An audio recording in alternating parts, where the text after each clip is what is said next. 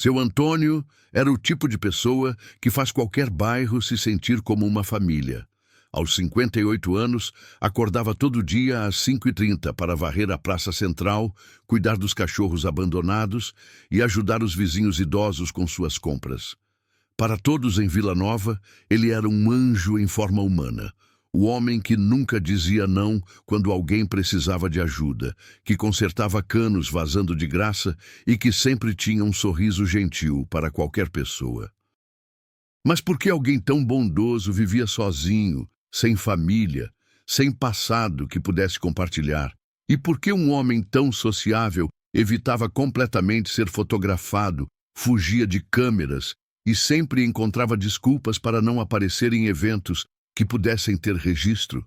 A resposta revelaria que às vezes os homens mais gentis carregam os segredos mais sombrios e que a bondade pode ser tanto um esconderijo quanto uma forma de redenção.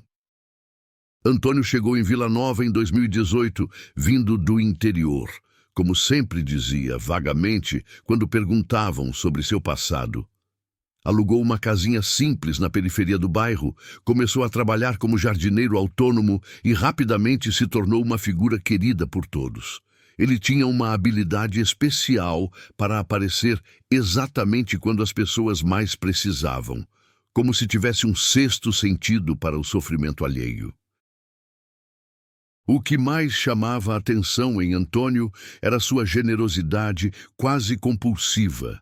Ele doava metade do que ganhava para famílias necessitadas, trabalhava gratuitamente para idosos e mantinha um pequeno abrigo improvisado para animais de rua no quintal de casa.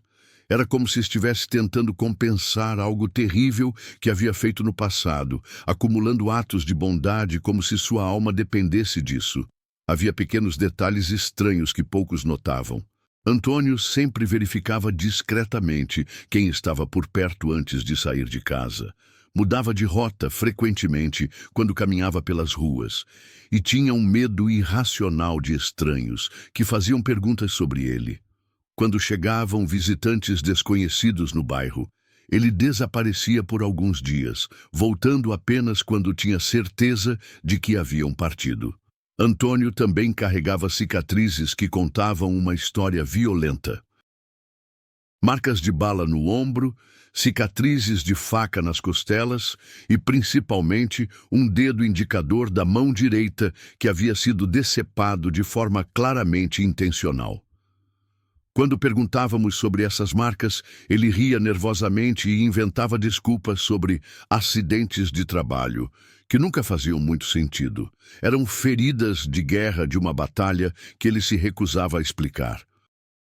Os primeiros sinais de que algo estava profundamente errado com Antônio apareceram quando carros estranhos começaram a circular pelo bairro. Eram veículos com vidros escuros que passavam devagar pelas ruas, como se estivessem procurando por alguém. Sempre que isso acontecia, Antônio desaparecia por dias, deixando apenas um bilhete na porta, viajando para resolver assuntos pessoais. A situação ficou mais tensa quando homens desconhecidos começaram a fazer perguntas sobre ele. Diziam ser amigos antigos, procurando por Alberto Santos, um nome que Antônio negava conhecer com veemência. Nunca ouvi falar dessa pessoa, dizia, mas suas mãos tremiam e ele ficava visivelmente nervoso por semanas após essas visitas. O mistério se aprofundou quando descobrimos que Antônio guardava uma mala sempre pronta embaixo da cama. Dona Maria, sua vizinha, viu quando ele a esqueceu aberta durante uma mudança de móveis. Continha documentos com nomes diferentes, dinheiro em espécie, um revólver e passaportes de outros países. Por que um jardineiro teria tudo isso? Ela me perguntou preocupada. Antônio também demonstrava conhecimentos que não condiziam com sua profissão declarada. Sabia detalhes sobre lavagem de dinheiro, conhecia gírias do crime organizado e certa vez comentou casualmente sobre como eliminar evidências de um corpo quando assistíamos um programa policial. Quando percebeu o que havia dito, ficou pálido e mudou de assunto rapidamente. O comportamento mais estranho era sua obsessão em ajudar especificamente famílias com crianças pequenas. Ele doava brinquedos caros, pagava tratamentos médicos e sempre que via uma criança chorando, ficava visivelmente angustiado. Criança não deve sofrer, repetia constantemente como um mantra pessoal. Era como se estivesse tentando proteger todas as crianças do mundo de algo terrível. A verdade começou a se revelar quando Antônio recebeu uma ligação que o deixou em pânico total. Ouvi apenas fragmentos. Não, eu cumpri minha parte do acordo. As crianças não tinham nada a ver com isso. Vocês prometeram que se eu desaparecesse... Ele desligou rapidamente ao me ver, mas estava visivelmente apavorado. Naquela noite, Antônio apareceu na minha porta às 2 da madrugada. Preciso contar algo para alguém, disse com os olhos marejados. Caso aconteça alguma coisa comigo, quero que pelo menos uma pessoa saiba a verdade sobre quem eu realmente sou. O que ele me revelou nas horas seguintes mudaria para sempre minha visão sobre justiça, redenção e o peso do passado. O que Antônio me contou naquela madrugada foi mais chocante do que eu poderia imaginar. Seu nome verdadeiro era Alberto Santos, e durante 15 anos ele havia sido o principal contador de uma das maiores organizações criminosas do Brasil. Eu lavava dinheiro do tráfico internacional, confessou com a voz embargada. Bilhões de reais passavam pelas minhas mãos, e eu transformava dinheiro sujo em investimentos limpos. Alberto não era apenas um funcionário, era peça fundamental da operação. Ele criava empresas fantasma, manipulava contratos governamentais e coordenava investimentos em dezenas de países. Eu me tornei indispensável para eles, explicou. Conhecia todos os segredos financeiros, todas as contas offshore, todos os políticos comprados. Era o homem que mantinha o império de pé. Mas a revelação mais devastadora veio em seguida. Em 2017, descobri que eles estavam financiando redes de tráfico de crianças. Alberto tinha encontrado registros de transferências milionárias para organizações que sequestravam e vendiam menores de idade para adoção ilegal e exploração sexual. Quando vi aquelas planilhas com idades das crianças, preços, destinos, eu vomitei na mesa do escritório. Alberto tentou ignorar a descoberta, mas não conseguiu. Todas as noites eu sonhava com aquelas crianças. Cada transferência que eu fazia, sabia que estava financiando o sofrimento de inocentes. Foi quando ele tomou a decisão que mudaria sua vida para sempre. Copiou todos os arquivos e os entregou anonimamente à Polícia Federal. A traição foi descoberta rapidamente. Eles tinham hackers monitorando todos os computadores. Alberto continuou. Em 48 horas, já sabiam que havia sido eu. O chefe da organização, Márcio Vilela, me chamou para uma reunião que eu sabia que seria minha sentença de morte. Mas Alberto conseguiu escapar horas antes da reunião, usando documentos falsos que havia preparado como precaução. Vilela emitiu uma ordem de execução com recompensa de R$2 milhões pela minha cabeça, revelou Alberto.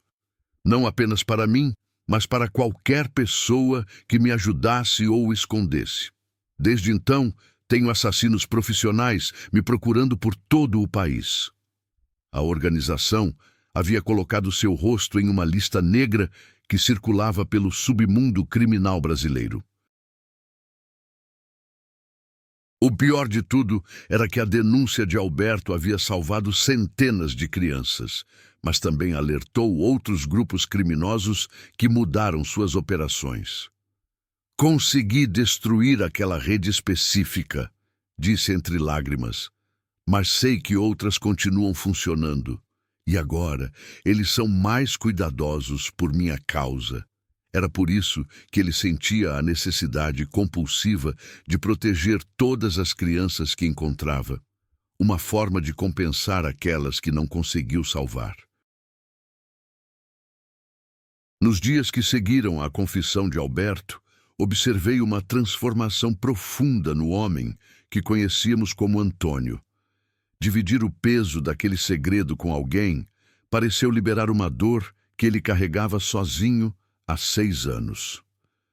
Você é a primeira pessoa que sabe a verdade e não me odeia, disse ele, as lágrimas rolando livremente. Durante todo esse tempo, achei que era um monstro disfarçado de homem bom. Alberto me explicou como havia desenvolvido sua compulsão por ajudar outros. Cada ato de bondade é uma criança que eu salvo simbolicamente, confessou. Quando ajudo uma família necessitada, imagino que estou protegendo uma das crianças que não consegui salvar a tempo. Era uma forma desesperada de buscar redenção, tentando equilibrar a balança moral de sua vida. Mas a culpa o consumia de formas que ele nunca havia verbalizado. Às vezes acordo no meio da noite e vejo rostos de crianças me olhando, revelou. Não sei se são reais ou imaginárias, se são vítimas que ajudei a salvar ou que falhei em proteger. O pior é que nunca vou saber quantas consegui salvar com minha denúncia e quantas outras continuaram sofrendo por minha causa. A situação se complicou quando Alberto começou a receber sinais claros de que havia sido localizado. Carros escuros apareceram 3 vezes na mesma semana, sempre com homens observando sua casa. Eles estão se aproximando, disse ele com resignação. Sei que meu tempo está acabando, mas há algo que preciso fazer antes de partir ou morrer. Alberto tinha guardado cópias de todos os arquivos criminais em cofres bancários de diferentes cidades.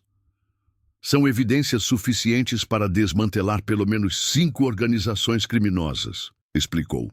Mas se eu morrer, essa informação morre comigo. Preciso encontrar uma forma de entregá-las às autoridades sem me expor completamente. A decisão mais difícil que Alberto enfrentou foi se deveria fugir novamente ou ficar e lutar. Estou cansado de correr, admitiu. Por 6 anos vivi como um fantasma, ajudando pessoas para compensar o mal que causei. Mas talvez seja a hora de enfrentar as consequências das minhas escolhas. Ele havia encontrado em Vila Nova algo que não esperava. Uma comunidade que o amava sem saber quem ele realmente era.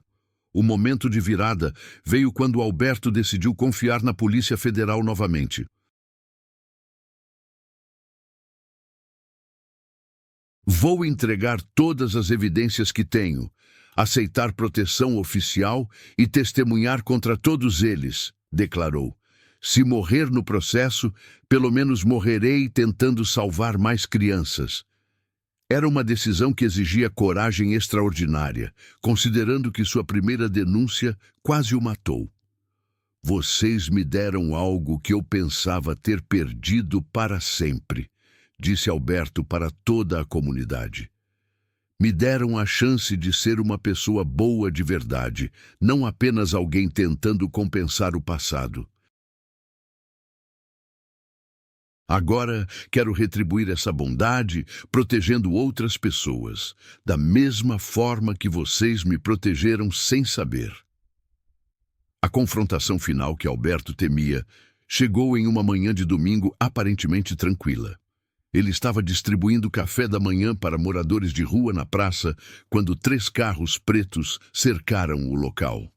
6 homens desceram armados, liderados por Marcelo Dias, conhecido assassino profissional que havia passado anos procurando por Alberto. Alberto Santos, gritou Marcelo para que todos ouvissem. Ou prefere que eu chame de Antônio? O pânico tomou conta da praça, mas Alberto permaneceu calmo, como se soubesse que esse momento eventualmente chegaria. Deixem as pessoas irem embora, pediu ele. Vocês vieram atrás de mim, não deles. Mas algo inesperado aconteceu. Os moradores da Vila Nova não fugiram. Dona Maria se posicionou na frente de Alberto. Vocês vão ter que passar por cima de mim primeiro, disse desafiadoramente. Seu João, de 78 anos, se juntou a ela. Depois foram chegando outros vizinhos, formando um escudo humano ao redor do homem que tantos havia ajudado. Esse homem salvou meu neto quando estava passando fome, gritou uma mulher. Ele cuidou da minha mãe quando estava doente, disse outro. Em poucos minutos, mais de 50 pessoas cercaram Alberto, dispostas a protegê-lo com as próprias vidas. Marcelo ficou visivelmente confuso. Não estava preparado para enfrentar uma comunidade inteira. Foi então que a operação policial planejada entrou em ação. Alberto havia passado semanas coordenando com a Polícia Federal, usando suas informações privilegiadas para identificar quando e onde seria atacado. Dezenas de agentes cercaram a praça simultaneamente, capturando não apenas Marcelo e seus homens, mas também outros criminosos que haviam sido atraídos pela recompensa. O momento mais tenso veio quando Marcelo, percebendo que estava encurralado, apontou sua arma diretamente para a cabeça de Alberto. "Se eu vou cair, você vem comigo", ameaçou. Mas Alberto olhou nos olhos do assassino sem medo. "Faça o que tem que fazer, mas saiba que minhas informações já estão com a polícia e sua organização vai cair de qualquer forma." A revelação mais chocante veio quando Alberto anunciou publicamente: "Durante 6 anos, vocês me protegeram sem saber quem eu era. Agora eu posso retribuir. As informações que entreguei à polícia hoje vão desmantelar a maior rede de tráfico de crianças do país. Centenas de menores serão libertados por causa da operação que está acontecendo neste momento." Marcelo baixou a arma, derrotado, enquanto era preso junto com dezenas de outros criminosos. A operação simultânea em 12 estados resultou na libertação de 847 crianças e na prisão de 156 pessoas envolvidas no esquema. Alberto havia transformado sua fuga em vingança e sua busca por redenção em justiça real. Dona Maria abraçou Alberto enquanto ele chorava de alívio. "Nós sempre soubemos que você era especial", disse ela. "Só não sabíamos que era um herói de verdade." A operação desencadeada pelo testemunho de Alberto se tornou a maior investigação contra o tráfico de crianças da história brasileira. Operação Redenção, como foi batizada pela mídia, resultou no desmantelamento de 5 organizações criminosas e na libertação de mais de 1.000 crianças em 16 países. Alberto Santos oficialmente deixou de ser um fugitivo para se tornar a testemunha protegida mais importante do país. A reação da comunidade de Vila Nova, quando souberam a verdade completa sobre seu Antônio, foi surpreendente. "Ele nos salvou de várias formas", disse Dona Maria em entrevista para um jornal nacional. "Salvou nosso bairro da violência, nossas famílias da pobreza e ainda por cima salvou centenas de crianças pelo Brasil inteiro. Para nós, ele sempre foi um herói. Agora o país inteiro sabe disso." Alberto passou por um programa oficial de proteção a testemunhas, mas com uma diferença única. Ele pediu para permanecer em Vila Nova. "Esta comunidade me deu uma família que eu nunca tive", explicou ao delegado responsável. "Não vou abandoná-los agora." O bairro recebeu proteção policial permanente e se tornou um exemplo nacional de como comunidades podem transformar vidas. O mais emocionante foi quando Alberto finalmente pôde usar seus conhecimentos financeiros para o bem de forma oficial. Ele se tornou consultor da Polícia Federal para casos de lavagem de dinheiro e ajudou a recuperar bilhões de reais em patrimônio criminoso. "Cada real recuperado vai para programas de proteção a crianças", explicava orgulhoso.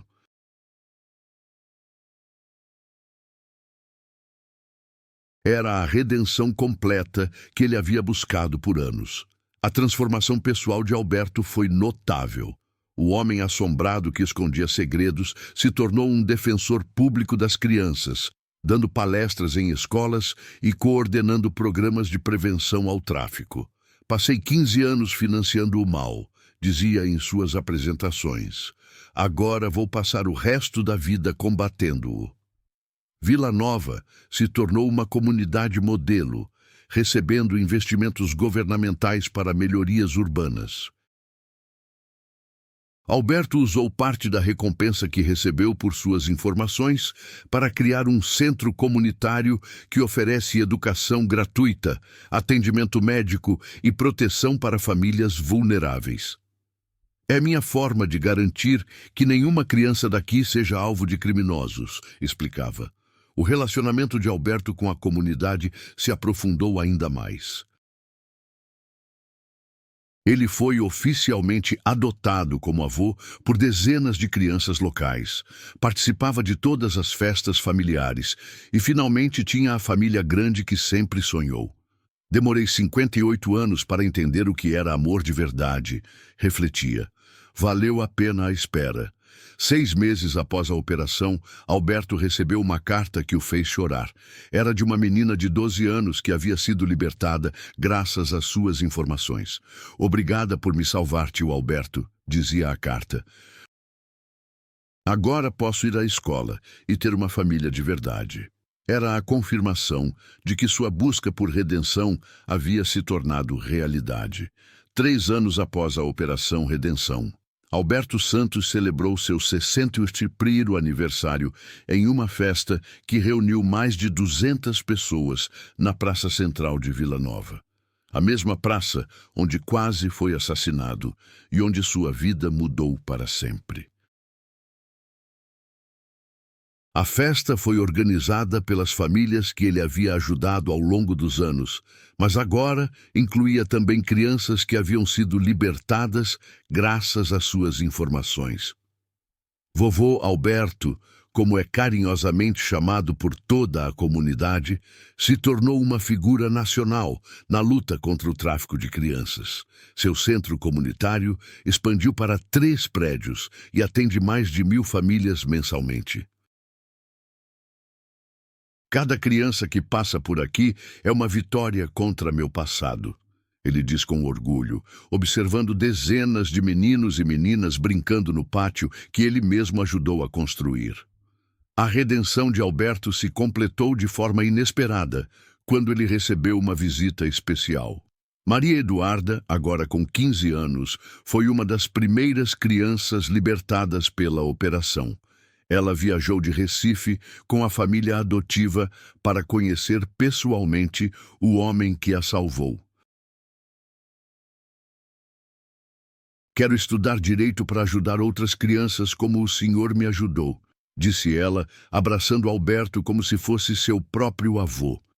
O trabalho de Alberto como consultor da Polícia Federal resultou na recuperação de mais de 8 bilhões de reais em ativos criminosos, todos direcionados para programas sociais. Ele desenvolveu metodologias que são usadas internacionalmente para rastrear dinheiro do crime organizado. Eu conheço todas as suas táticas, porque eu mesmo as criei, explica em conferências internacionais. Agora uso esse conhecimento para destruí-los. Vila Nova se transformou completamente. O que antes era um bairro pobre na periferia, hoje é um modelo de desenvolvimento social sustentável. As casas foram reformadas, as ruas foram asfaltadas e o índice de criminalidade caiu a 0. Alberto não salvou apenas crianças distantes, diz Dona Maria, agora coordenadora do centro comunitário. Ele salvou nossa própria comunidade. A maior mudança em Alberto foi pessoal. O homem solitário que vivia atormentado pela culpa hoje é cercado por uma família escolhida de centenas de pessoas. Sua casa simples está sempre cheia de crianças, vizinhos e visitantes. Passei 40 anos da minha vida acumulando dinheiro sujo, reflete. Nos últimos 6 anos, acumulei amor limpo, Não há comparação. Alberto mantém um ritual tocante. Toda noite, antes de dormir, ele lê cartas de gratidão enviadas por famílias de crianças libertadas. Recebo em média 10 cartas por semana, conta emocionado. Cada uma me lembra que escolhi o lado certo da história. São mais de 1000 cartas guardadas cuidadosamente, cada uma representando uma vida salva. O legado de Alberto está garantido. Ele treinou uma equipe de 20 investigadores que continuarão seu trabalho quando ele não puder mais fazê-lo.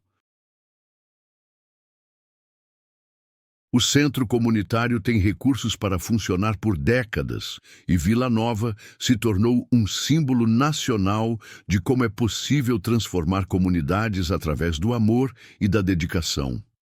Algumas pessoas nascem boas, Alberto diz frequently aos jovens que o visitam. Eu tive que aprender a ser bom através da dor e do arrependimento. Mas descobri que nunca é tarde para escolher ser melhor do que você foi ontem. Se essa história te tocou, comenta e se inscreve no canal e compartilhe com alguém que também merece ouvir isso.